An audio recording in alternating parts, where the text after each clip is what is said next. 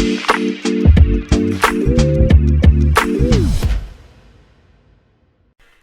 right, hello, and welcome back to another episode of the Chase Thomas Podcast, where I'm still the aforementioned Chase Thomas, coming to you live from Knoxville, Tennessee. Joining me at this time, my good friend over there in Oak Ridge, Tennessee.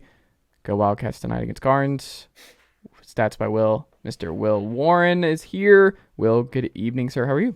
I'm doing really well. It's honestly, this weather is awesome. Mm-hmm. I've been running a lot, getting out and about. And we've completed the scariest social media challenge of all, the Clip Your Cat's Nails challenge today. Really, frightening stuff. I don't recommend that anyone under the age of 18 do it. So, What is that? I'm not familiar. So what? And did you actually do this to Cedric? So we don't let him go outside. So we have to clip his nails every so often. Uh-huh. And it's always putting him. It's like surgery to him without the anesthesia. He hates it so much. So did you get it done though? Did it happen? Yeah, whenever there's 10 treats waiting on the other side, he'll put up with it just long enough. Mm-hmm. And I shake the treat box. I'm like, hey, look what's going to happen if you just let us clip this last paw. And then he deals with it.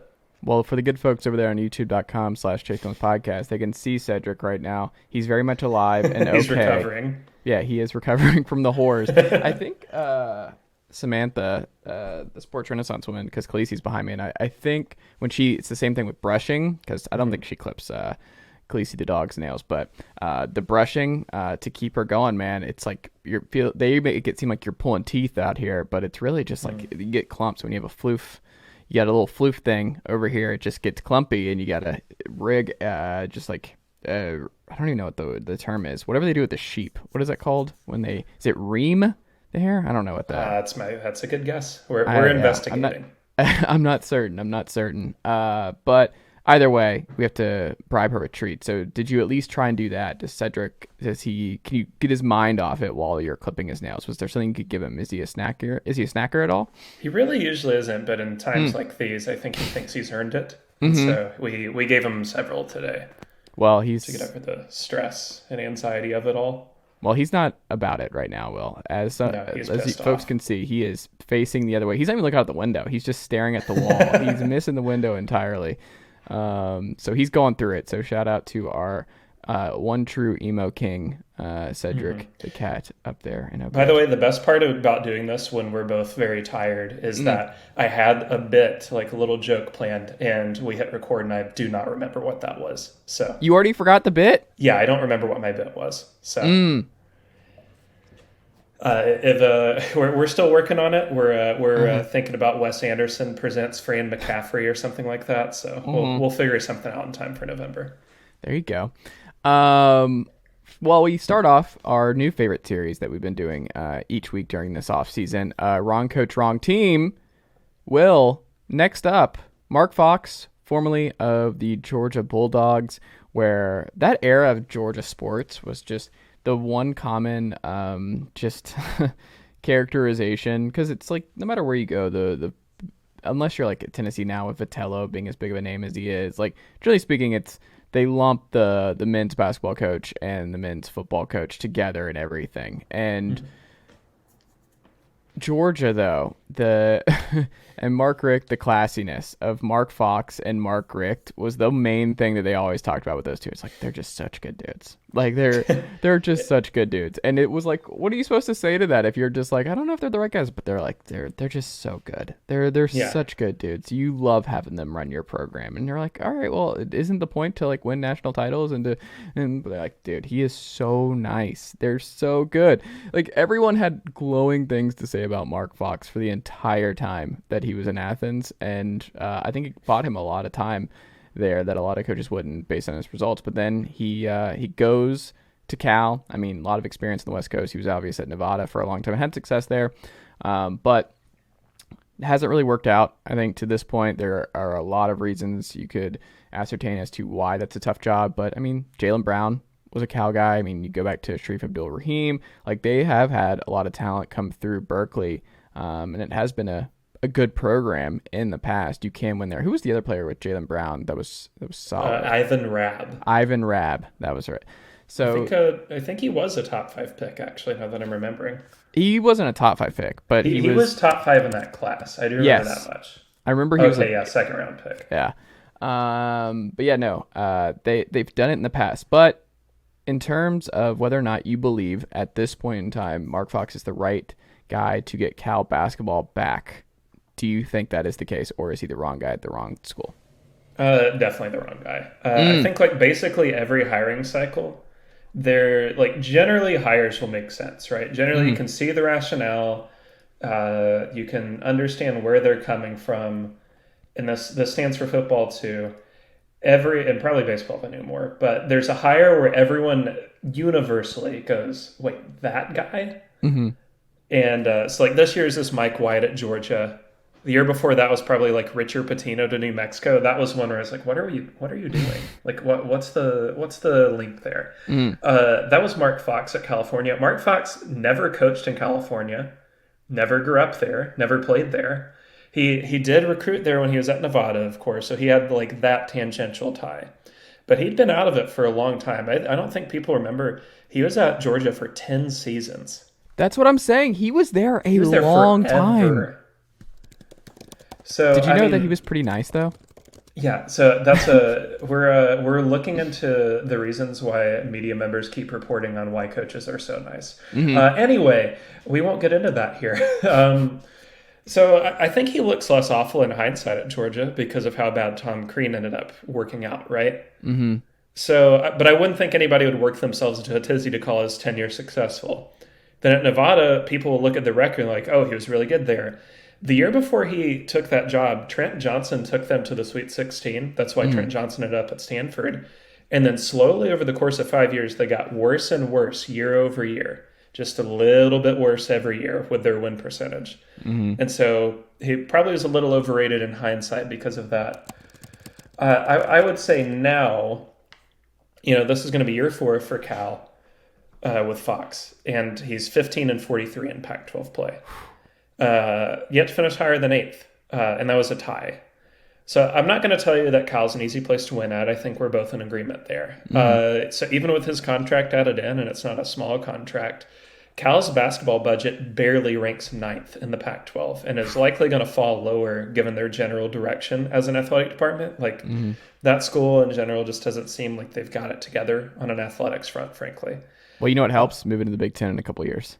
Yeah, whenever they move to the Big Ten and become Northwestern West Coast, that'll be really good for them. But I don't think Cal fans expect magic, right? They just expect every 3 or 4 years you make the NCAA tournament. Like you get in as a 9 seed or whatever, and that's fine. That's not a bad existence. Your senior class there should make a big dance once. Yeah. Like maybe twice if you really get a really good group. And they just haven't done that. They haven't come close. And it doesn't look like this year they're going to get any closer to it. I mean, again, we mention this every time out.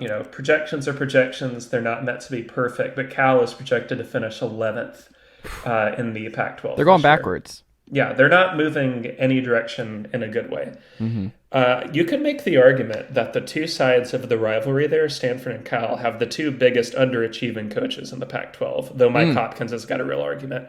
I think we need to call for a Senate investigation, really, of like 5 Pac-12 coaches until we figure out what's going on. Who are the 5? Oregon State's guy, Wayne Tinkle. Yes, I know they made this, horseshoe in the butt Elite 8 run, but they literally just went 3-28, so not good. Arizona State, Bobby Hurley. I would like to hear more from them. And yeah, I think Washington was the other. Don't feel good about them, but yeah. Who's projected to go 12th this year? Who's behind Cal? Oregon State by a mile. Okay. Which I don't feel like is really terrible. Not really a big surprise. I don't feel like that can't really disagree with that. So, no. I mean, yeah, I think, I would, like you, I feel like we've generally heard Mark Fox is a kind guy, and I don't really have anything to refute that. We would like kind guys to work out, but sometimes kind doesn't equal good at a certain job. And it doesn't seem like he's, 1, doing the stuff necessary in recruiting to overcome their disadvantages, or 2, working the transfer portal in a way that can overcome their disadvantages. I would agree. And I mean, we'll see ultimately what happens here, but I would not feel good if I'm a Cal fan right now with the state program. Like, is there a name that fits for the West Coast in that job? I mean, the San Francisco, like, again, like the letting, why am I blanking on his name? The new Florida coach. I'm blanking on his name. Todd Golden. Golden, yeah. Whenever I say Golden, I think of Al Golden. I'm like, that's not his name. It's not Golden. Well, I mean, like there's not like a surefire guy like there was for some other programs in the past. Yeah. Like, but I think like his star was brighter 3 years ago. But like Russell Turner at UC Irvine would make a lot of sense. That's a guy where it's like every year basically they are fabulous at protecting the rim. And that's a program identity. Like they don't really have good offenses, but they're always strong defensively. Cal could use that. And it speaks to what you're saying, where it's just 1 out of every 4 years. Like he's someone who could probably make the tournament 1 out of every year. Oh yeah. And I mean, like if you don't like that, because Russell Turner's not like a great recruiter, go get Joe Pasternak at UC Santa Barbara. Go get Adam Cohen, who is an assistant at Stanford that we mentioned either last week or a couple weeks ago. Like there are guys with California ties that can either coach them up or recruit them up in a way that they really, frankly, haven't had since Konzo was there. And like I don't think Konzo is terribly good there, but Konzo recruited better than any coach they've had in a long time. And so that's argument enough to like make a change to me. We'll see what happens. I feel like Fox is probably safe until they move to the Big Ten. Like when they have to make an adjustment where it's like, oh yeah, this influx in cash and everything else, there's a bit more revitalization there a little bit. I don't know. Well, something that's interesting that I just looked up that I guess I could have looked up before, but not been the day to do it. This is year 4 of his original contract. He's not received an extension. And at the end of this year, the buyout is only $1.8 million. So this might be it. I mean, like, I know it's funny to say only, but like in college basketball money, that's not much. Right. So this kind of has to be the year where you progress upwards. Well, on the flip side, this is a good transition to the Memphis basketball program where they just extended Penny Hardaway, and he is going to be the guy for the foreseeable future. They are putting all their eggs in the Penny Hardaway basket. Will, you have a lot of thoughts on Penny Hardaway in this Memphis program, especially over the years. What did you make of the extension, and is this the right gamble if you're Memphis? Well, they're deeply committed to Penny working out, and I can understand and respect that, right? Like basketball, college basketball in particular, is synonymous with Memphis in a way that it really isn't in almost any other major American city. Like college basketball means an immense amount to Memphians. And so does Penny. Like Penny is a local hero, born and bred there, made there. And I do think Penny genuinely has grown as a head coach over the last 4 years. Like he's better now than he was, 3-4 years ago. I don't think that's a big argument. And like the team really did turn it around in the middle of last season. Like whatever happened, they clicked. A lot of people will point to Emoni Bates being removed from the equation. And I'm sure like that helped, right? But that's not, one player alone is not going to turn you from, 70th best to top 5 like they were playing. But I need to see more. And I think most people are in the same boat as me. So Penny gets extended to 2028. And, probably, fair or whatever. But you look at Houston and you look at the talent that they were able to get prior to this past recruiting class where they finally got a 5-star. I mean, like, you just wonder how much more they could do if it was Kelvin as head coach and not Penny. And, like, yes, Kelvin's older. He's won a lot more games, yada, yada, yada. But the gap feels gigantic when those two teams play anywhere other than FedEx. Like, the coaching is just so different from one end to the other. And, I mean, Penny's got plenty of time. He's young. He's charismatic. He works really hard on the recruiting trail. I don't think these sanctions they got are really going to matter much. I don't think it's going to end up impacting them at all in recruiting. But Memphis has invested in him, and something that kind of goes unsaid here. The AAC is deeply invested in Memphis being good. Because, I mean, at least as long as Wichita State kind of spins their wheels, Memphis is going to be the premier program after Houston leaves for the Big 12. They're required to be, more or less, to make money, right? Yeah. I mean, the AAC has got to make money somehow. Like, sure, it'd be awesome if Tulane made the tournament. Tulane's not going to be your moneymaker year over year. It's going to be Memphis. And if Wichita State can get Ron back Hunter's on the still board, there, by the way, right? yeah, Ron Hunter is still there. Okay. Tulane is going to be good this year. That was a bad team to pick. Like, but you get the point. I think it's really important that this works out for both Memphis and for the AAC, because no other program in that conference, maybe Wichita State aside, has the history or regional interest to match them. Mm-hmm. Like, this has to work for Memphis. Otherwise, I don't know where you turn. Also, why are we not just combining the AAC and CUSA? What are we doing? Like, these two conferences now. I mean, like, frankly, UAB could probably finish third in the AAC right now. Yeah, this is like when they lose Houston. Oof. They're gaining rough. UAB, right? Eventually, I like thought, 2025 or something. Is UAB going to? It's like UAB, North Texas, and some scraps from North what I Texas remember. is nice. That's a good one you want in there. But we'll see if Andy Kennedy is at UAB for this long. I'm gonna guess no. I was gonna say, and then you're we could be talking about Andy Kennedy, Vanderbilt coach here in like a year or two. I think he could do better than that. So it's UAB, North Texas, UTSA. That's a good draw. Yeah. Charlotte, FAU, Rice. So that's three that are pretty solid. And most of those were CUSA teams, so they absorbed those. And then the CUSA just brought in Kennesaw State. So there you go. I don't know. Just the movement. It's like it's a good gamble. It's a good trivia thing. Who is in this conference? It's like we are getting ready to get rid of the ACC Coastal and Atlantic divisions, and no sports fans, even college football writers, have any idea who's in which division to this point. Like, that'd be a fun one for who's currently in the CUSA. Who's currently? That's a fun one to play with the WAC. I would love for the average listener to name 3 teams in the WAC. In the WAC? Yeah. Because I think right now I can only name 3 without having to Google. I feel like the only one I know is Stephen F. Austin, right? Are they? I thought Stephen F. Austin was. That's why the question's so good. I honestly don't know. Because they were in the Southland Stephen F. Austin is. They were in the Southland for a long time. They are in the WAC. Okay. They joined 2021. Okay. Maybe that's why I remember that, because they joined it. I remember that's like the only one I have this weird copy memory of them joining. Okay. Man, the WAC used to be what? Hawaii, Nevada. Boise State. Yeah. Man. Yeah. The only 3 I were able to name, by the way, without Googling, were New Mexico State, Grand Canyon, and Utah Valley. I would not have guessed Stephen F. Austin. Oh, wow. Grand Canyon isn't. Never mind. I'll talk about that one off air. Let's take that one to another show. I got a lot of thoughts there. So do I. I think we're probably on the same page. Great.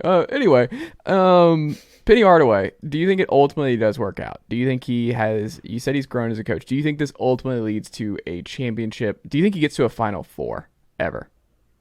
That's a hard one, because it's like, you got to consistently. My opinion is like, yeah, you can fluke your way into a Final Four. I mean, like, we literally just got done talking about Oregon State, who is within like 2 flipped baskets of making a Final Four, and that team. Well, how about sucked. let's do this? Do you think they ever are in a position to make it, not needing it, where they're actually like a KenPom top 4 team in the country? Maybe. The thing that's really interesting to me is what happens to that whole athletic program after Houston, et cetera, leave for the Big 12, because then it's more or less what they were, right? In the 2000s, where they were the big fish in the small pond, the CUSA. Yeah. So they're basically in the same position they used to be. I mean, like, yeah, they could maybe make the Big 12 move eventually, but the fact that the Big 12 didn't take them this time seems pretty telling on that front, especially with all the FedEx money they have. So I don't think... I would lean no, just because the whole Penny thing is like, we've had 4 years of data, and 3.5 of them have been pretty underwhelming. And like, yes, the half year is encouraging, but we're kind of relying on, like, every time we talk about Memphis, it's like, oh, let's see what Penny does with the support staff. Oh, let's see how he can use this 5-star recruit. And it's like, eventually recruits are going to see through that, right? So I need to see him make a significant jump, particularly in offensive coaching, which is wild to say given Penny's history. Yeah. But like, through 4 years, far and away the best aspect of Memphis as a program has been their defense. If he can ever find the offensive fortitude to match that, then they'll have something. So I'm holding out on that. I think like it could definitely work out in that way, but I got to see more. Fair enough. Arizona, their most intriguing game on their schedule in the regular season this year, Will, is which game? So I'm going to quote Demi Lovato for you and tell you that you need to remember December. I guess I'll see you quote Lil Yachty now. Guess that's a guy. Whatever. I have 3 that I want to pick because I think they're all like roughly equal. All within 21 days of each other, all in December. So they play a neutral site game against Indiana December 10th, a home game against Tennessee December 17th, and then New Year's Eve, this is a spicy little affair they got. Little road game against my favorite team, Arizona State. And my favorite coach, Bobby Hurley. All 3 of these are going to tell us a lot, I think, about what Arizona brings to the table. And it's really cool because they're all 3 in different venues. So Indiana, projected Big Ten favorite, won the media poll at Big Ten Media Days this week. Whether or not you believe that's true or not, we're going to find out. But I mean, I think it's not going to be a hard thing to say. Like Indiana's going to be a pretty good team. We're going to learn how Arizona handles a neutral site game. Tennessee, generally seen as a borderline top 10 team, no worse than a top 3 team in the SEC, the strongest SEC in a long time, we should add. Pulled off a victory that really angered Arizona faithful last December with the officiating. I would say tough. And then Arizona State, obviously a huge rival. I've made it pretty clear how I feel about Bobby Hurley as a coach, but they've got real talent. And that's the first true road game Arizona plays this season. All 3 of those are really interesting because, like I said, 3 different venues, 3 different experiences. And, 2 of those I feel really strongly are like top 20-ish teams. Tennessee maybe being top 10. Arizona State, I think, is more like a bubble team. But even bubble teams on the road are hard, especially with so much turnover. If Arizona manages to go 2-1 across those 3, I think they're a legitimate top 10 team. Do you think they ultimately do that?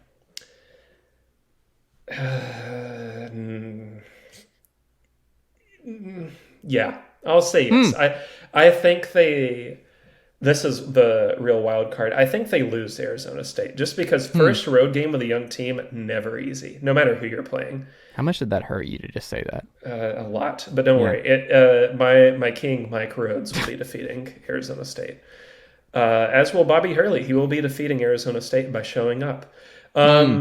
But no, I think they're going to be favored over Indiana. And then I think Tennessee would probably be favored by a hair on a neutral court. But that being at Arizona, and people really do forget how tough Arizona is to play at when they're rolling. Great home court environment. Yeah, I think they can get 2-1. I'm really excited to watch them play offensively. I think, again, even with the turnover, they're going to be one of the 5 most fun offenses to watch that the sport offers just because they play at breakneck speed. They're efficient. They're fun. People are going to really love watching them again. And if they can get it together defensively for most of the year, they really will be a top 10 side. I like it. Next up, your other Hurley, the other Hurley. You called him the nerdy Hurley not too long ago. Poor guy. That's slander I don't think he deserves. But no. Another seemingly super likable guy. Come on the pod, Coach Hurley. We'd love to have you. Danny, if you can ignore everything I've said about your brother, we'd love to have you on here. What if we got him on though, and he was just like, "You're absolutely right." Like I don't know what if he had like the Gallagher brothers thing going on with Bobby, that would be awesome. If he just hated him, which there's no way that's real, but no. But it would be funny. It would be funny. Well, he's also got a great player in Andre Jackson. And he's quoted saying that he has a chance to become a star in college basketball. And that the reporter in Connecticut saying that Andre Jackson is threatening to be the number 1 player that he's ever coached. So Hurley is super, super high on Andre Jackson. Are you the same? And what if he becomes a star and a breakout star this year for the Huskies? How does that change their season trajectory? Significantly. I think right now they've kind of been lingering around the bottom of the top 25 in most polls. I'm not sure I'm that optimistic. I'd have them like in the 30s somewhere. If this guy is as good as Hurley's saying, and again, I think we should caution against taking media day stuff too seriously. because a lot of it is just coaches blowing smoke for their team, which is good. Mm-hmm. But if he really is like the best player in this team, and he's better than Sonogo, who I thought was awesome last year, though, I mean, that's like Sonogo is limited in a one-off where a team can, just like make him take tough twos over and over and over or shoot free throws. That being said, I really do like Jackson. I think he's in line to take a big step up. He's going to take a huge step up in importance on the roster. If he's able to handle it, they're going to be a top 25 team. But if he's not, and there's a way like this can go sour pretty fast, because through 2 years, he really hasn't shown a ton offensively. Like, he shot all right from three last year, especially in conference play. He was at 39%, and he rebounds very well for somebody who'd be playing guard. But he turned it over a quarter of his possessions last year as an off-ball forward, which is terrible. Terrible. And it's not like he was a high-usage guy either. He's a great defensive player, though. And so that's where the upside is. It's like he fits the profile of like the 3-and-D guys we talk about in the NBA who like figured out the three after they got there. If he can figure out the offensive side this year, yeah, that upside's really very much there. But kind of like some other stuff we talked about, I'm in wait-and-see mode. I think Sonogo's a sure thing. They got a couple other good pieces. If he blossoms, they are going to be awesome. But I need to see him blossom first to believe it. We'll see. I think they're an intriguing team. Do you think they're on the up, or have they cratered, or do you think they're on the downward slope during the Hurley tenure? They're on the up. I think It's just like the up is not what UConn fans are kind of used to with Jim Calhoun. It's definitely more of an up than Kevin Ollie. National champion Kevin Ollie, lest we forget. But can't take it away. Yeah, why? It's like Gene Chizik being a national champion. But that being said, I think they're in a good position. People give Dan Hurley a lot of crap for not being Jim Calhoun, but I think he's done a good job. I think he's a good coach. And he's establishing a pretty solid baseline where, like, year in, year out, UConn is going to be no worse than, like, one of the 40 best teams in basketball, and generally more like 25 to 30 best. That's a good baseline to set. You have to get there before you get to top 15 again. Also very happy that they're back in the Big East the last couple of years. Like, that's been good. Sure. It feels right. And we'll see where they fit. I was wondering if Hurley, because he played at Seton Hall when that job opened up and it went to Shaheen Holloway, I was wondering if there was a chance that he would, like, that would be a rough look for UConn fans if he followed the alma mater back to Seton Hall with Kevin Willard going to Maryland. I don't know. That would have been a brutal blow. But I agree with you. I think they're on the up and up, and I think they should be an interesting team to watch this year and see if Jackson takes that next step. Season in review, my friend. Kim Palm Top 25 series moves on. We've got the Duke Blue Devils. When we look at Duke this past year, obviously not the finish they wanted to go out with Coach K, losing to UNC in that way. But that's how it ends for the Blue Devils. Paolo was awesome all season long. Jon Scheyer stepping into the fold this year to replace, let me check my notes here, Mike Krzyzewski, which I think might be big shoes to fill, depending on who you ask. It's going to be really, really weird to watch this first Duke UNC game with Hubert Davis and Jon Scheyer roaming the sidelines. It's just that it's going to be so wild. But what did you make of the state of the Duke Blue Devils, their season last year, and how Jon Scheyer set up here to kick things off of his era of Duke Blue Devil basketball? So when I came on the show throughout last year, we talked a lot about how there are a few like national championship contenders, and then there was the then, and the then was always like, if Duke ever like just turns on the switch, like they can be there. Because I mean, I don't know if you would agree, but I had the sense like through a lot of games last year, they were just on autopilot. Like they didn't really seem that invested. Maybe it was distraction. I think that's a plausible thing. Like the Coach K thing was a real circus in itself. And these players were like, probably super freaking stressed trying to live up to it every night.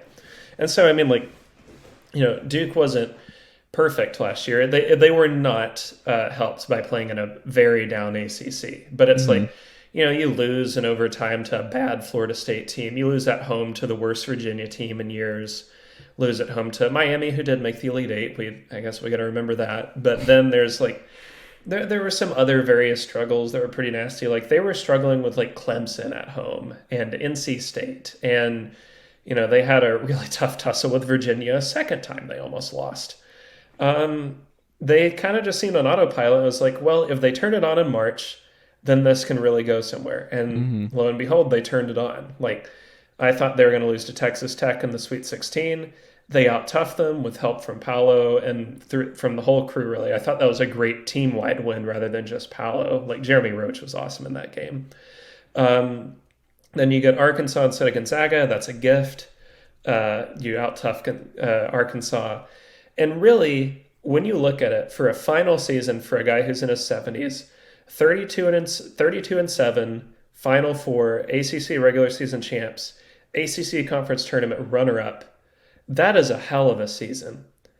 But no one's going to remember it that way because your season finale, you lose at home to North Carolina, a team that did end up making the national title game, but still North Carolina by double digits. Mm-hmm. You lose to Virginia Tech in your final ever ACC tournament game by 15. And then you make it to the Final Four. You play North Carolina, this probably the most hyped Final Four game in the history of the sport. Mm-hmm. And you lose that. And so it's like, if they had won any of those three, this feels a little less soft than it does now. But it's kind of like, I don't know, it's a little 73-9-ish. Mm-hmm. Where it's like, you won all those games, but did you win anything that mattered,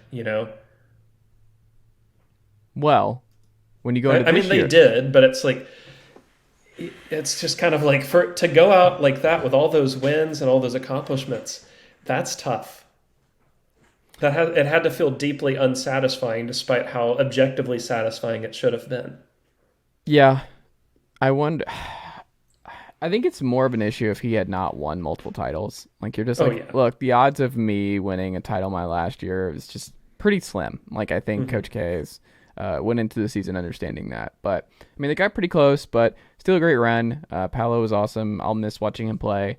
But when you look at this group, I mean, Jon Scheyer is going to have some talent on his hands this year. Do you think there's a path to them being better this year than they were a year ago? Yes. Okay. 100% yes. I think, like, as a freshman class, it's more talented. I mean, this is, correct me if I'm wrong, no worse, I think, on any recruiting service, no worse than 3 of the top 7 recruits. In Derek Whitehead, Derek Lively, Kyle Filipowski. I mean, I'm lower on Filipowski than a lot of people are, and I think Whitehead is going to be the clear best player on the team. I think he's a legit favorite to be a top 5 pick. Obviously, like, it feels like the top 2, even top 3 are decided for the NBA draft, but Whitehead could easily be top 5. And it's, in my opinion, going to be between him and Nick Smith for best freshman. But on paper, they have one of the 5 best rosters in the sport.